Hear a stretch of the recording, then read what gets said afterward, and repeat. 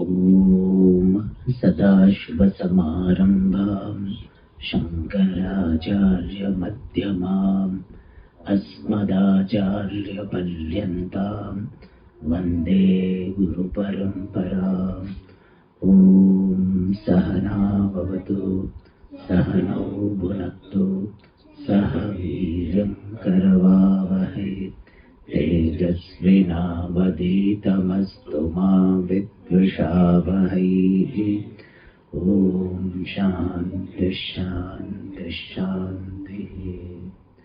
ॐ पार्थाय प्रतिबोधितां भगवता नारायणेन स्वयं व्यासेन ग्रथितां पुराणमुनिना मध्ये महाभारतम् अद्वैतामृतवर्षिणीं भगवतीम् अष्टादशाध्यायिनीम् अम्ब त्वामनुसन्दधामि भगवद्गीते भवद्वेषिणीम्।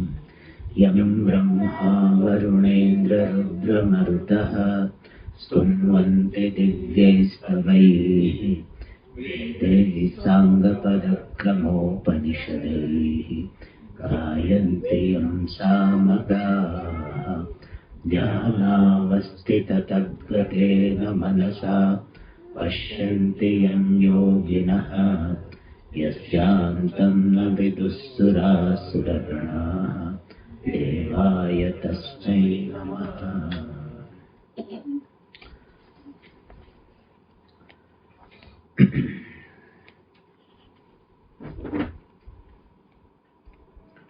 श्लोक नंबर 8, थर्ड चैप्टर। अथ तृतीयोऽध्यायः। श्रीभगवानुवाच नियतं कुरु कर्म त्वं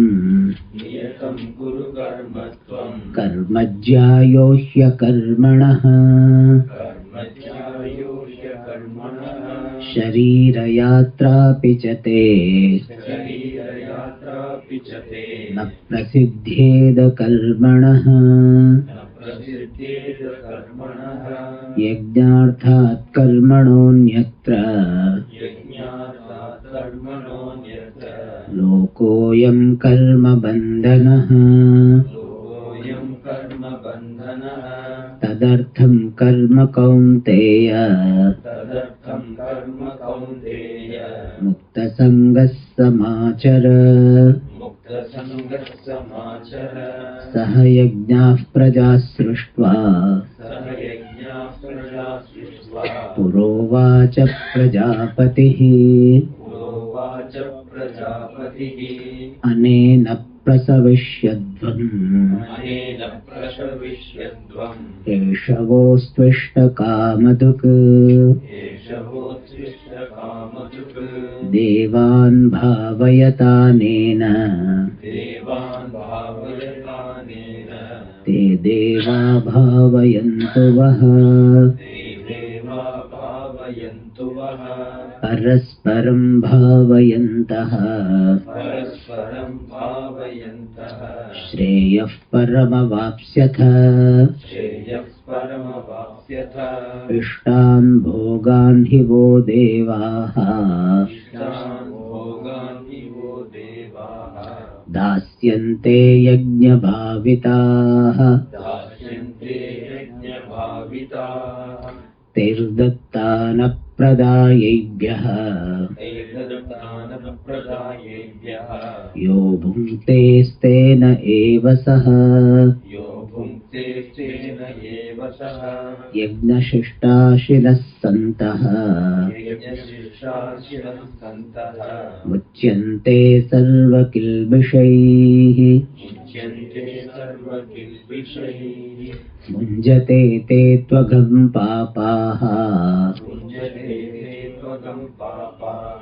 ये पचन्त्यात्मकारणात् अन्नाद्भवन्ति भूतानि पर्जन्यादन्न संभवः यज्ञाद् भवति पर्जन्यः यज्ञः कर्म समुद्भवः कर्म ब्रह्मोद्भवं विद्धि ब्रह्माक्षरसमुद्भवम् तस्मात् सर्वगतं ब्रह्म नित्यं यज्ञे प्रतिष्ठितम्.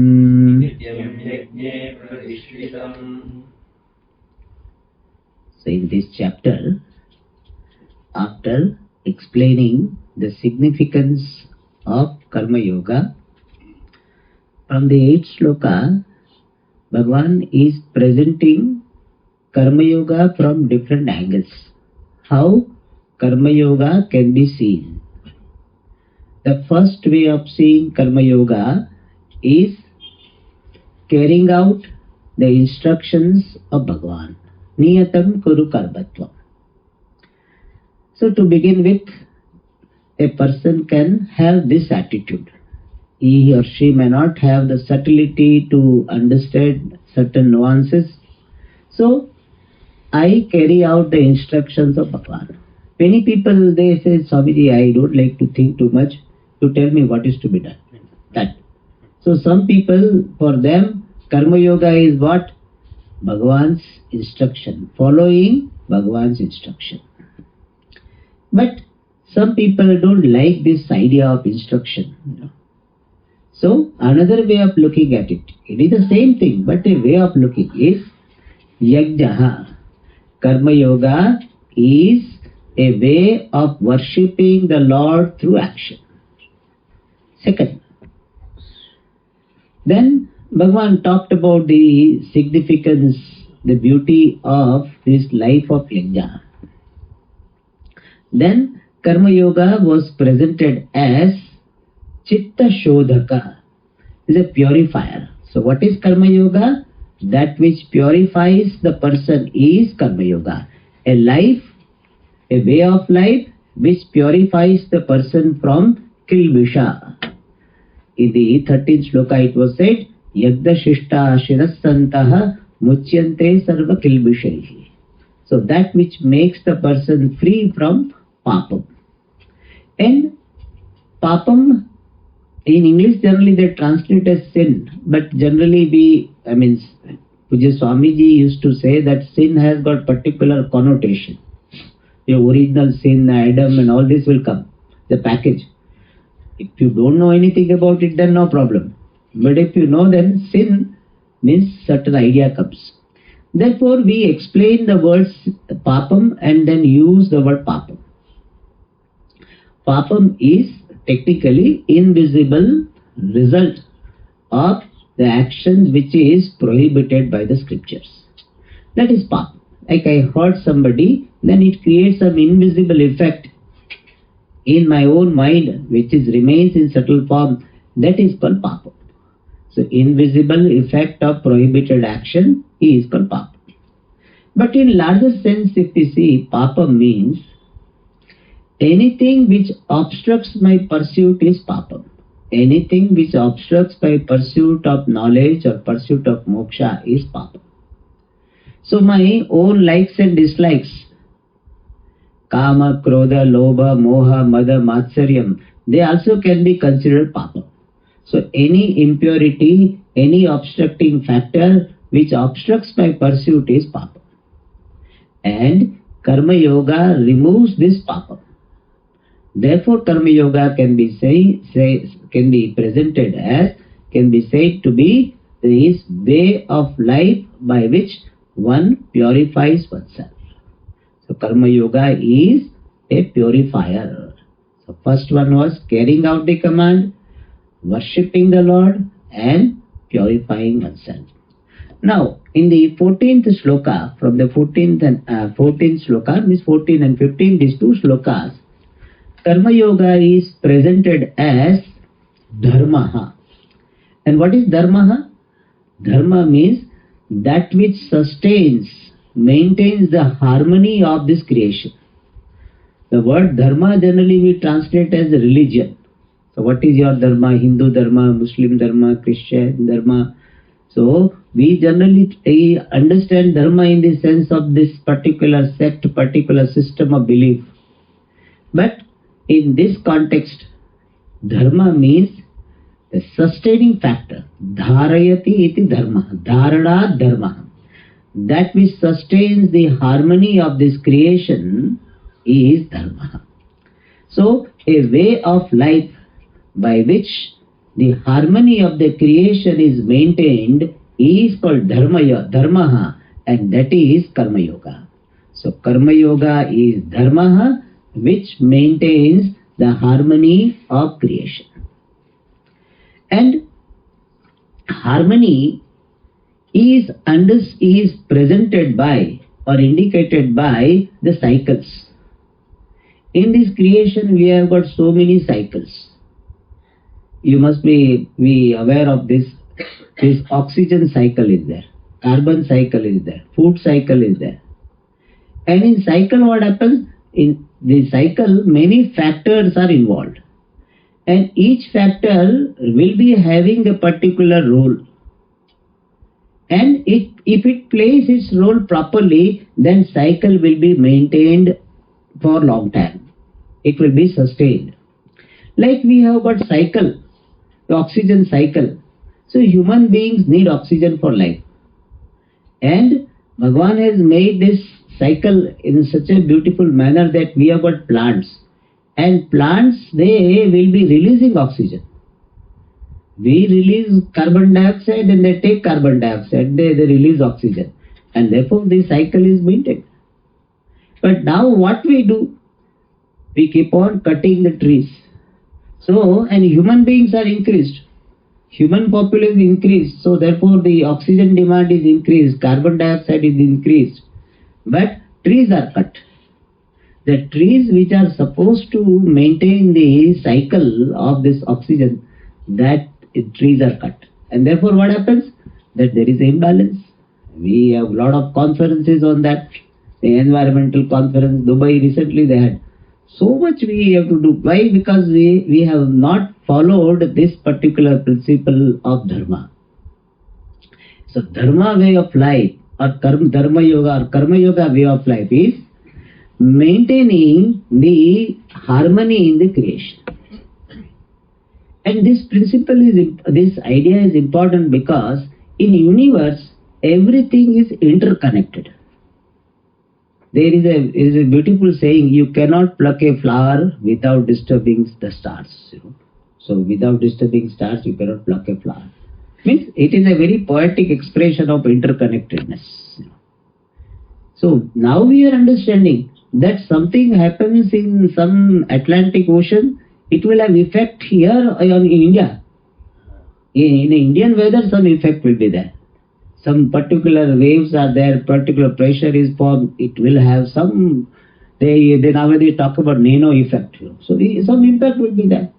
We may wonder, something happens in the solar, in the sun, it has impact on the earth.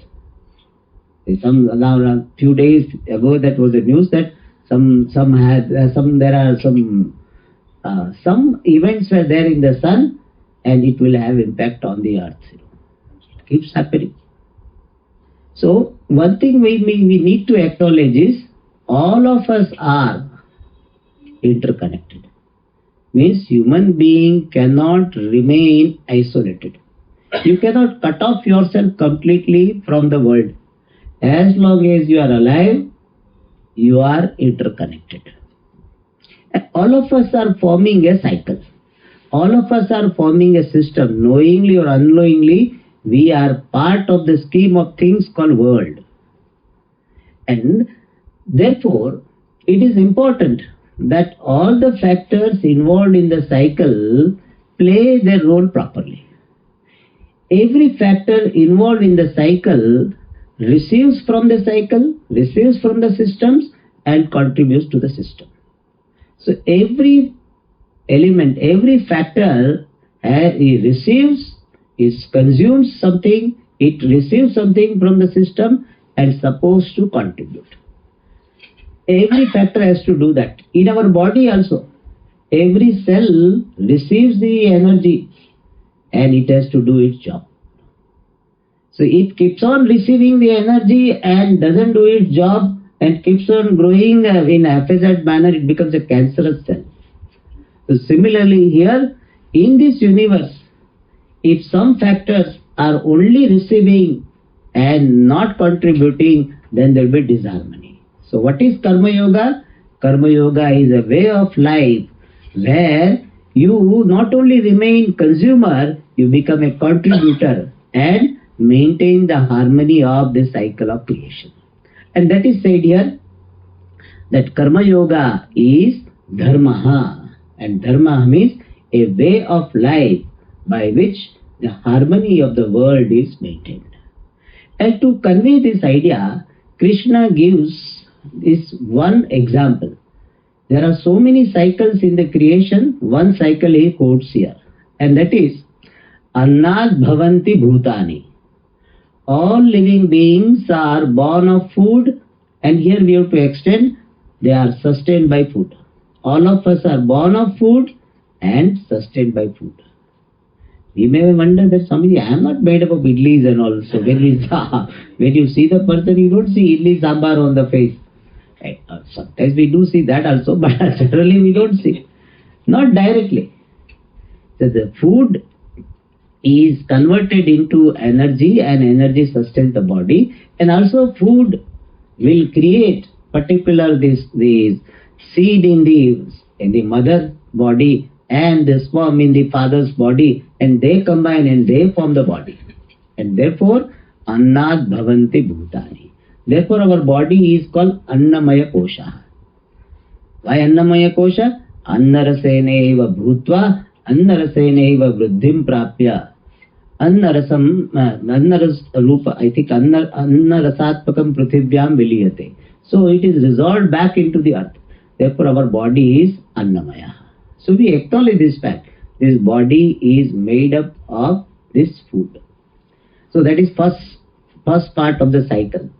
That human beings, all living beings are born of food. And here we are mainly focusing on human beings. Why focusing only on human beings? Because all other factors in nature are naturally in harmony with the creation. They are natural contributors. They are consumers and natural contributors. They do exactly what they are supposed to do. Therefore, they don't require any environmental classes. They don't require environment awareness. They don't require the classes on harmony, etc. We require. Why? Because we have got free will. We have got freedom. And freedom is that which can be used and it can be abused. And therefore, human beings, all living beings, especially human beings, are born of food. Then food, how is it born? Parjanyadanna Sambhavaha.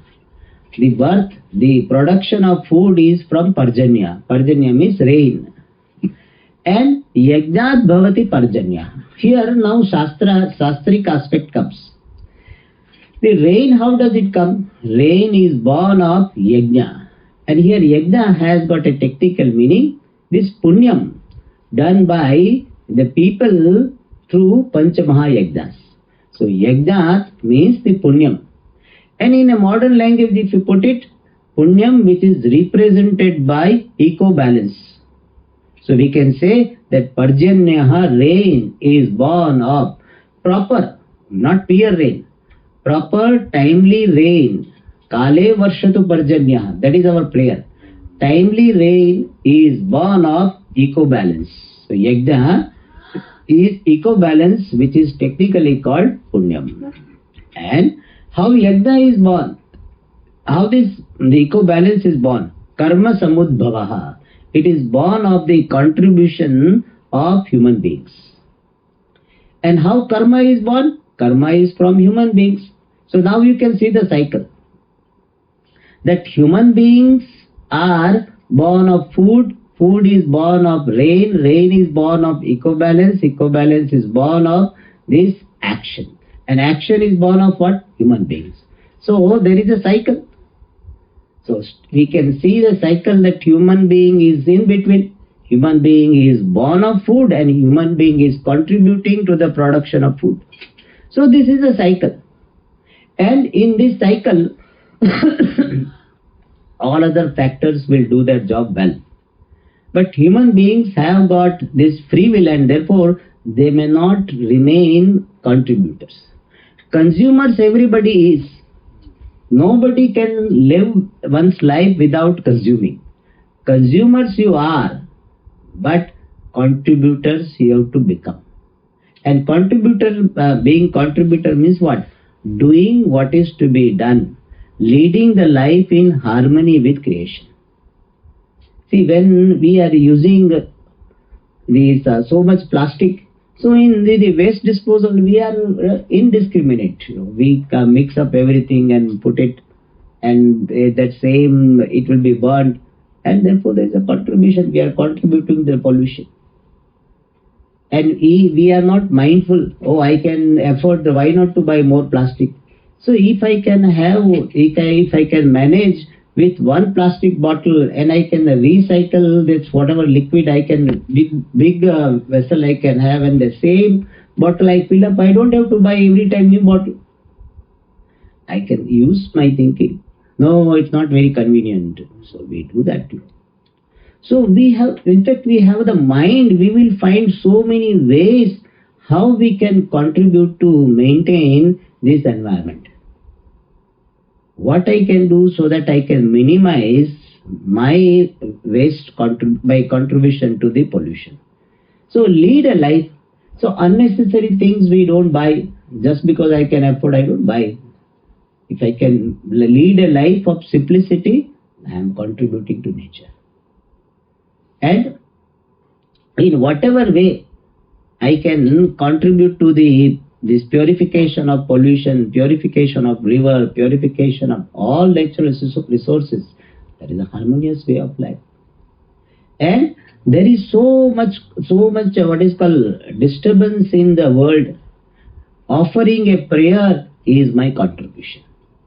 Every day I offer a prayer. Sarve bhavantu sukhinaha. Sarve santu niramayaha. Sarve bhadrani pashyantu.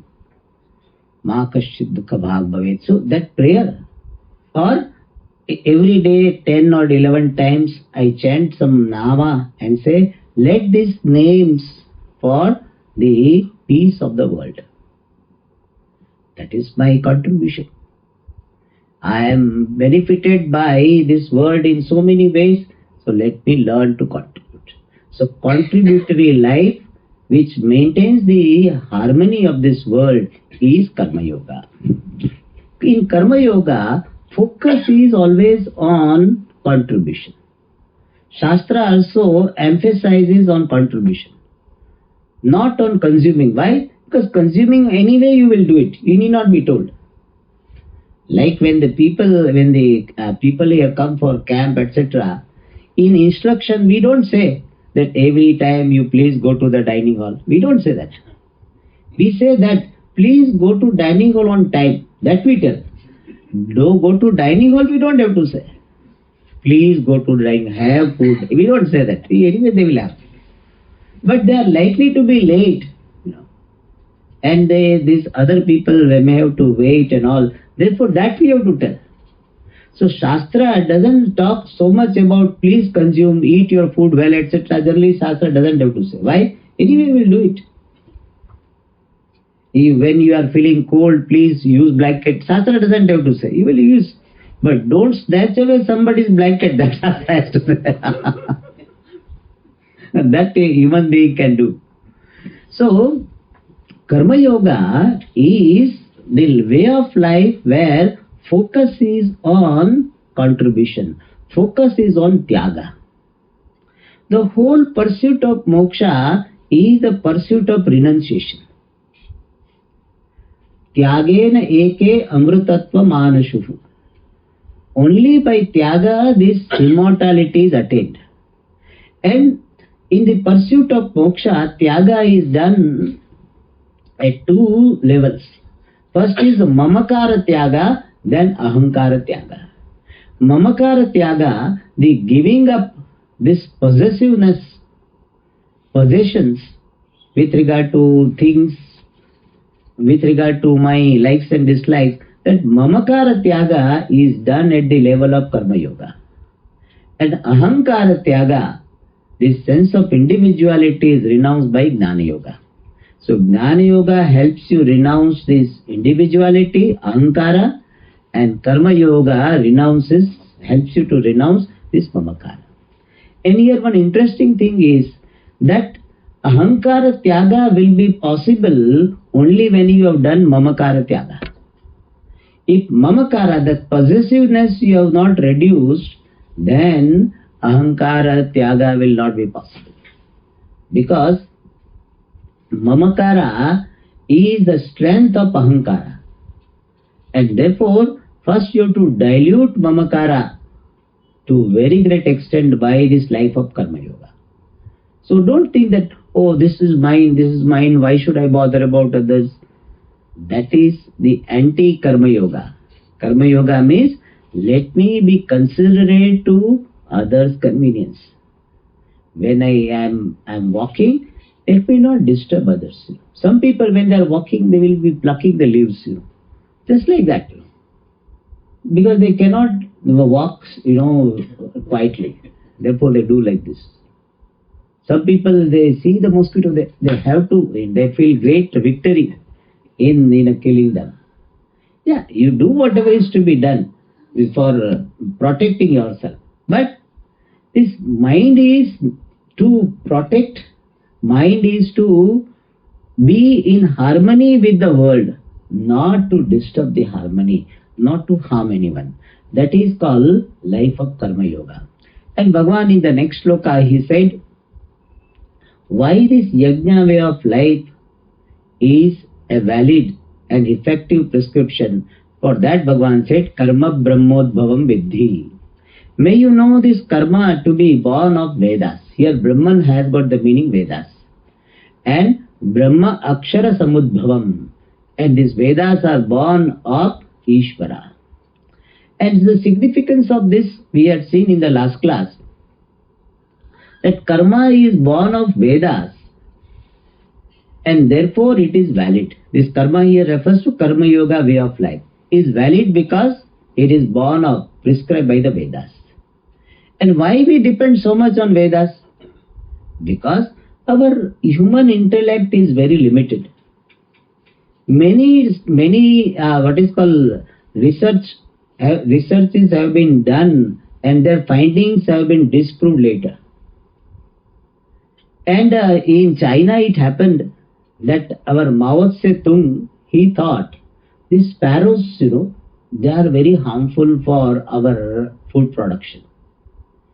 And therefore he created a movement of killing the sparrows. Even children will encourage that more sparrows you kill, you will be rewarded. And millions of sparrows were destroyed. He thought the sparrows are taking away our grain, and therefore if we kill the sparrows, then grain will be saved. So we will have more food production.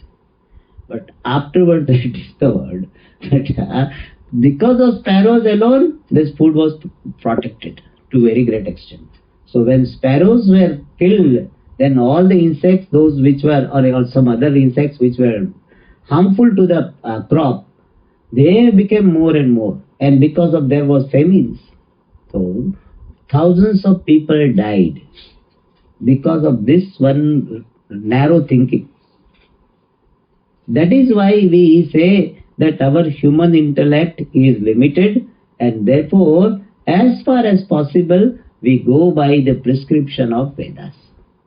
Because our mind is the Brahma. We had seen in the last class, our human intellect have got 4 limitations. One is Brahma, we can have delusion, wrong thinking. Second is that our thinking is having apatava. Means we cannot think in one go completely.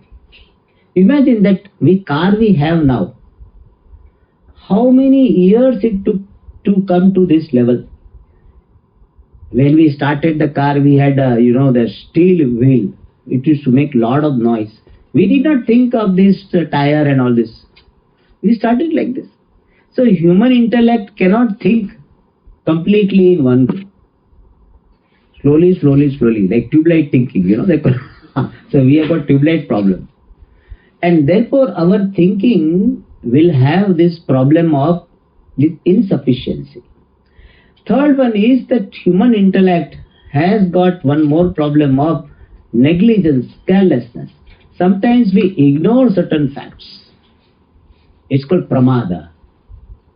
And the last one is human intellect can be manipulative. For one's own selfish interest, we can manipulate the results of the findings. Many times this research project is funded by some companies, and that company will influence the findings. So they want particular finding result to come, and therefore human intellect has got the vipralipsa, and because of that also the right understanding of the situation may not happen. And therefore in our Shastra, in our tradition, we depend upon Vedas for guidance on how to lead our life. For day-to-day things, we don't go to Vedas. How to make idlis, how to make sambar, we don't go to Vedas. But what should be our approach towards life? What is the holistic approach? For that we go to Shastra. Because our human intellect is too limited to have the holistic picture. And so we require the guidance of Vedas. Therefore it is said, Karma Brahmodbhavam Viddhi. And why Vedas are said to be free from limitations of human intellect? Because Vedas are born of, are manifested by Ishvara. And Ishvara does not have those limitations. Therefore Vedas don't have limitations. And therefore we accept the teaching of Vedas. And then in the next sentence it was said, Tasmat. Therefore. Therefore means what? Since the Vedas are born of Ishvara, who is Sarvajna, therefore Vedas are revealing all the subject matter in a holistic manner. Therefore Sarvagatam Brahma. Therefore Vedas are all pervasive. Means Vedas are pervading all aspects of our life. And these Vedas which are all pervasive, Nityam Yagne Pratishtitam. They are predominantly present in the yajnas. And what is the meaning? Means Vedas, especially referring to the Veda Purva Bhaga. The Veda Purva Bhaga is committed to reveal different yajnas, different duties. And therefore when you are following the duties, Vedas are in action. Like when Parliament is making right decisions or election is happening in a harmonious way, we can say democracy is pratishtitam, lokatantram pratishtitam, nirvachane lokatantram pratishtitam. Because of democracy, this government can be changed. Otherwise, see, in olden days, when a king is to be changed, it will take so many wars, so much killing will be involved. Whereas this in democracy, the government is changed by this process of election. So when election is happening, we can say that lokatantram pratishtitam. Similarly, when yajna way of life is followed by people, then we can say Vedas are very well established there. Vedas are very well manifest in yajna way of life. So when you are leading the yajna way of life, then you are manifesting the teaching of Vedas. So Veda is very well predominantly established in yajna, because Vedas are committed to, especially Veda Purva Bhaga is committed to reveal these yajnas. In this manner, in the 14th shloka and 15th shloka, Bhagavan talked about Karma Yoga as Dharma. And Dharma means that which maintains the harmony. In our life also we see in a family, a small setup. If everybody is aware of one's role of being a contributor, there will be harmony. And everybody is focusing only on this grabbing, consumption, there will be disharmony. So any system, if it has to be sustained properly, then all the factors involved need to have this karma yoga attitude where everybody is consuming and contributing. Is consuming and contributing. Now, in the next shloka, Bhagavan is showing the significance of this karma yoga way of life. Evam pravartitam chakram nanuvartayati hayah aghayurindriya ramaha mogham partha sajivati.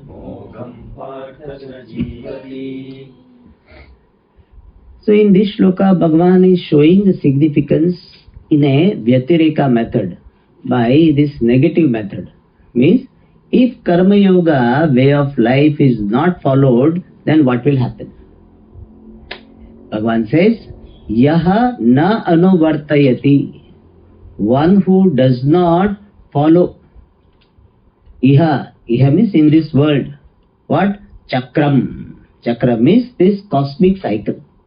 This cosmic cycle of giving and taking, receiving and giving, the reception and taking, if that chakram is not followed by the people. As we have seen that consumption anyway we do, taking anyway we do. But if we are not giving, then person is not following this cosmic cycle. So he said, this chakram, this cycle of giving and taking is not followed by the person. And Bhagavan says, evam pravartitam. The chakram which is initiated in this manner. By this, Bhagavan is suggesting that you don't have to create the system. Like you join some company, system is already there. You have to follow the system. Similarly here, the system is already created by the Lord. System or the cycle is already in motion. Only you have to join appropriately and contribute appropriately. So Bhagavan says the chakram is already going on. If a person does not follow it, then Bhagavan says, Saha, that person, Mogham Jivati.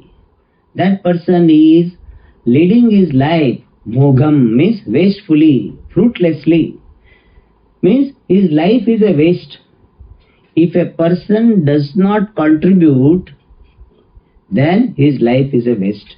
If he is not leading a life of Karma Yoga, he will not have Chitta Shuddhi, he will not have Jnanam, he will not have Moksha, and human life is meant for Moksha. Therefore what? Mogham Jivati.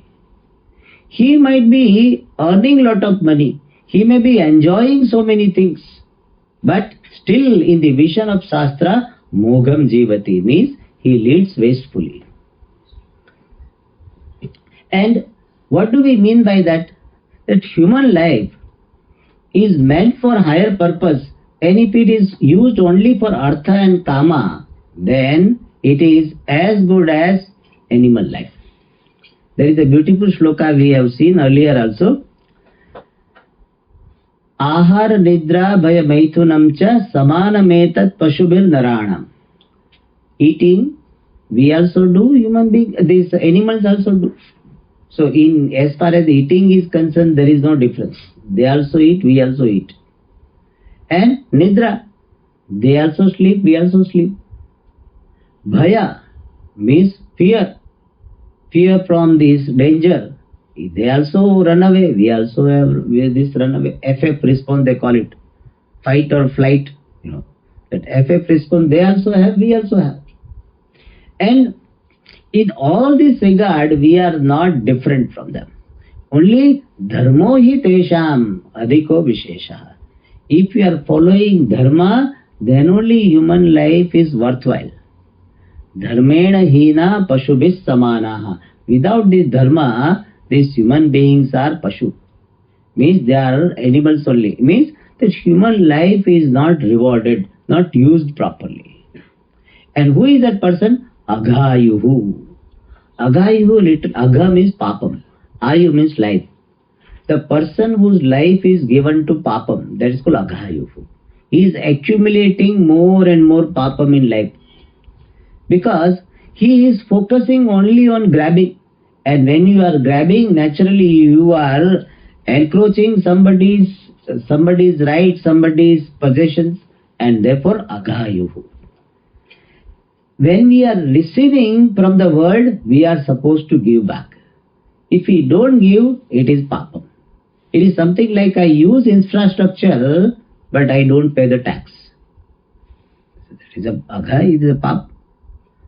Anywhere, this mind should be that anything I am using, let me contribute. People think that they are very smart. See, Swamiji, I went there and I used it, everything free came out. He thinks he is very smart. One person recently, he used to, cheat. The 5-star hotel, he will go and he will enjoy and he will not pay. And he will say simply, my sponsor will pay and nobody is there. People generally think they are very smart when they consume thing and don't pay. That is a very short sight. It is a very narrow vision. Right thing is that I consume minimum and I contribute maximum. Wherever we go, then only you will be welcome everywhere for long time. Then only you will be loved and cared for by others. If you keep on grabbing and not contributing, for some time people may take care of you, but afterwards people will think that you are only focusing on grabbing. Then slowly you will be an unwanted person. Anywhere. And therefore our mind is, let me consume minimum and contribute maximum. Otherwise what? Aghayuhu. That is why this worldly smartness is an obstacle in spiritual pursuit. What is considered to be, oh Swamiji is so street smart, they have a word, street smart. The street smartness, go-getter, somehow Swamiji, he will get things done, he will cheat, manipulate, all this, and he get things done. We think it is a smartness, but in spiritual pursuit, it is considered to be foolishness. It is, they give the example. It is something like somebody comes and asks, who is John? So one person says, I am John. And then he is beaten. John is called himself to be John, is beaten. And afterward that fellow left, one who beat that fellow left. And this fellow is saying, see, I am not John. How I fooled him? Hey, you fooled him and you are beaten in the process. So our so-called smartness is like that. We think that we are manipulating with the system, and I see, get away with it. You can never get away with it. The very mind itself is wrong. Oh, nobody is seeing me, so let me do this. That type of mind is not suitable for spiritual pursuit. I do what is right. I do what is contributory. Because finally, tyage nahi ke amrutatva manasu. I want to get moksha. Moksha is by tyaga. Let me learn to do tyaga. Tyaga at this level. Tyaga at the level of the tyaga of comforts, tyaga of things, tyaga of even name and fame. Whatever is to be renounced, whatever is to be outgrown, I am ready to do. Then only spiritual pursuit is there. People think that, oh, I will get maximum books I will collect, maximum lectures I will listen, maximum I will do, maximum. That is not a right pursuit, right approach to the pursuit, spirituality. Whole pursuit is a shedding of, you just give up. Shastra says you are already free. You are holding on to the wrong notions, because of that you are bound. So the whole process, the pursuit is the pursuit of letting things go. In moksha, nothing is to be gained. In moksha, what is to be done? Whatever you are wrongly holding on to, wrongly collected, that you have to drop. Like, somebody has got all these rotten things and therefore is stinking. Therefore what? He has to let go of those rotten things. So similarly here, The person who is having this life of grabbing aghayuhu. And why he is like this? Indriya Rama. Means he is reveling in the sense objects. Most of the time you will observe that there is a dereliction of duty because of what? Because of our likes for some enjoyment. Oh, Swamiji, last night, I watched this movie, therefore morning I could not get up. And I could not do my Sandhya Vandanam, I could not do my japa and all. I could not prepare this breakfast for my people, my children, etc. Why? Last night this happened. Most of the time, this deviation from duty, dereliction of duty is because of our obsession with some bhoga, some likes, some dislikes. And therefore, Indriya Rama. If a person is given to bhoga, then he will be not able to be a contributor. I want for my enjoyment. People, when we talk about this sharing, they say, why should I share? I have earned it with my lot of efforts. Why should I share? I will enjoy. I have earned for my enjoyment. Why should I give it to you? Yes, we don't say you give everything. But after enjoying also, something you can share. And you can reduce your enjoyment. You enjoy to some extent. Little bit you share with others. And you share and enjoy. It's a double joy. But that these people don't understand. Therefore, Indriya Rama, my bhoga are more important. Such people, bhogam jivati, they live their life wastefully. Their life is a waste. So in this shloka, what is said? Karma yoga lifestyle is not there, then it is a waste of life. And thus, Bhagavan Sri Krishna emphasized the life of Karma yoga. Now in the next two shlokas, Bhagavan is answering some possible questions. One question is, what will I get if I lead the life of Karma yoga? Still that idea will be there. What will I get? Swamiji, whole life if I keep on doing, what will I attain? That is one question. Second is, Swamiji, is Karma yoga itself ultimate?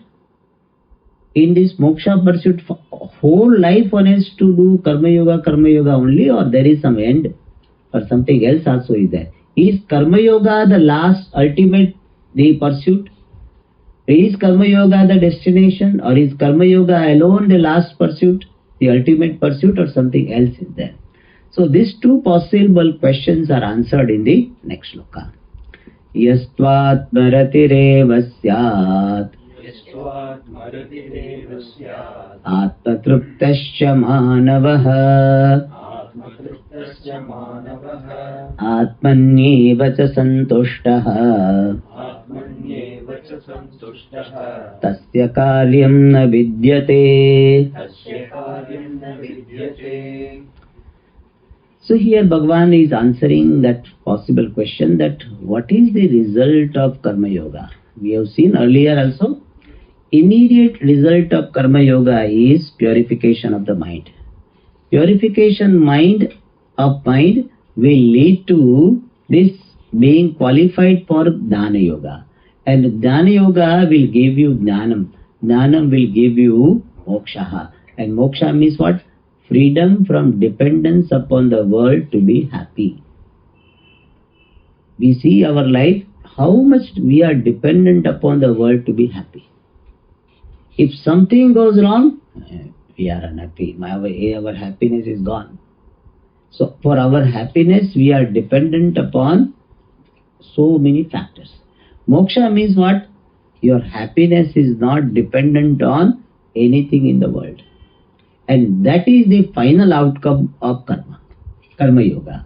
So Karma yoga leads to moksha, where you are happy with yourself. Whenever you are unhappy with others, really speaking, you are unhappy with yourself only. Your unhappiness with others is not really unhappy with others. See, person says, Swamiji, I am so unhappy with my son. Really, you are not unhappy with the son. You are unhappy with yourself being the father or mother of such a son. So you are not unhappy with the world. You are unhappy with yourself being the one who has to deal with such world. The teacher is unhappy, suppose. Why? I have such students. I'm not telling you, but I'm just telling students. So, he's not really that unhappy with the students. He is unhappy with himself being the teacher of such students. The students are also unhappy with the teachers. Oh, we have horrible teacher.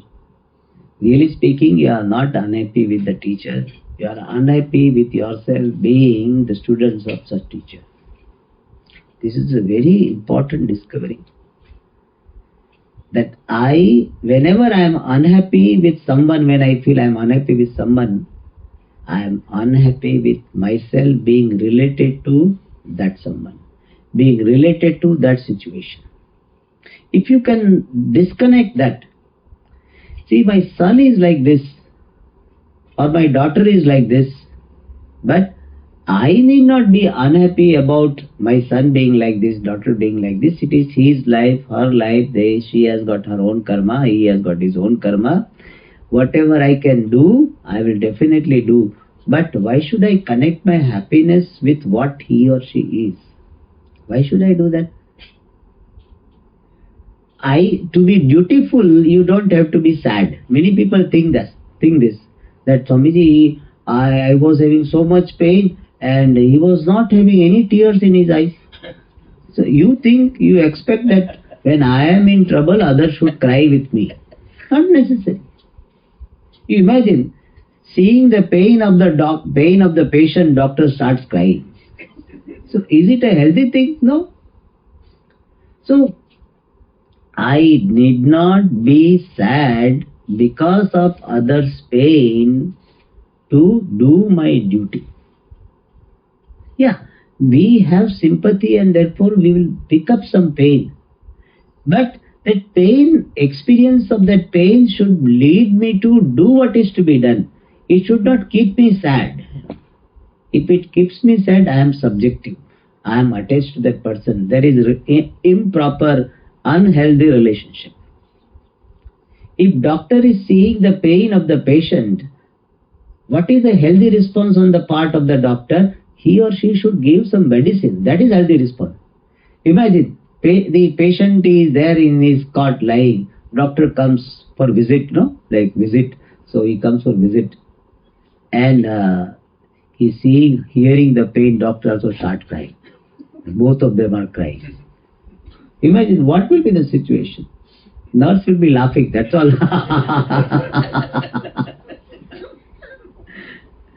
That is not healthy. Care of the doctor should be expressed in the form of right treatment. Similarly, your care as a father, as a mother, as a spouse is expressed in the form of doing what is to be done. Yes, momentary pain you pick up because you are connected to the person is understandable. But if you remain in that, it is not a solution. And therefore here, happiness, I depend upon the world to be happy, and I become unhappy because of this certain situation, certain people, that is bondage.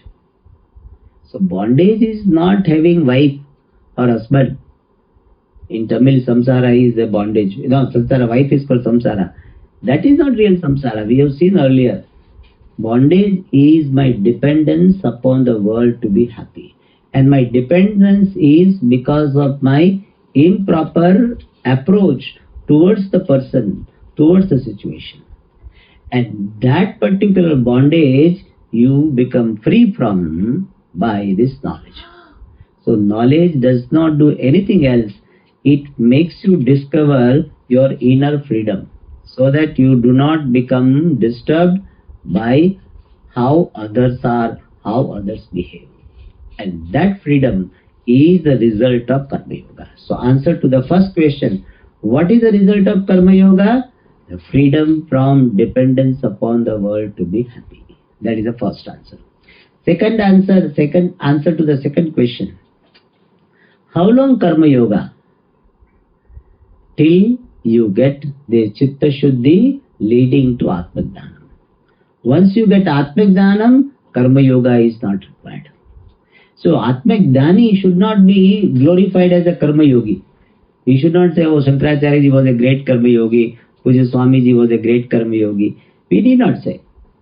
Because Karma Yoga is required till one gets wisdom. So the answer to the second question, how long Karma Yoga? Till you attain wisdom. Once you have got wisdom, Karma Yoga is not required. But karma will be there. Yes, karma will be there, but that karma will not be called Karma Yoga. If a wise person does some activities, we don't call it Karma Yoga. Like Puja Swamiji did so much Karma Yoga by establishing this Gurukulam, etc. We don't say that. If we don't know, then we may say. If we don't have the vision of Shastra, we may say. But if he understands the vision, he will never describe that he did lot of Karma Yoga in the form of establishing this Gurukulam. His karma will be called Loka Sangraha, or his karma will be called expression of compassion. We don't call it Karma Yoga. So second answer to the second question, how long Karma Yoga? Until you get wisdom and necessary Chitta Shuddhi. So necessary Chitta Shuddhi leading to self-knowledge, there is the limit of Karma Yoga. Afterwards, Karma Yoga is not required. So more details we'll see in the next class. Om Purnamadah Purnamidam Purnat Purnamudachyate Purnasya Purnamadaya Purnamevavashishyate. Om Shanti Shanti Shanti. Hari Om Shri Gurubhyo Namaha. Wish you a happy New Year 2024. Tomorrow we have a program. I think we start from around 10:30 to 12:30 we have a program. You are welcome.